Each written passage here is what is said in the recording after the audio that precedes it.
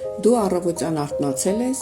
և ոչ տրամադրություն ունես, ոչ էլ ինչ-որ մի բանի հավես, գուշակեցի, միգուցե երեկ ինչ-որ մի բան է փչացել քո տրամադրությունը կամ արդեն երկար ժամանակ է ինչ մի բան կամ մի միտք քեզ հանգիստ չի թողնում, հիշիր,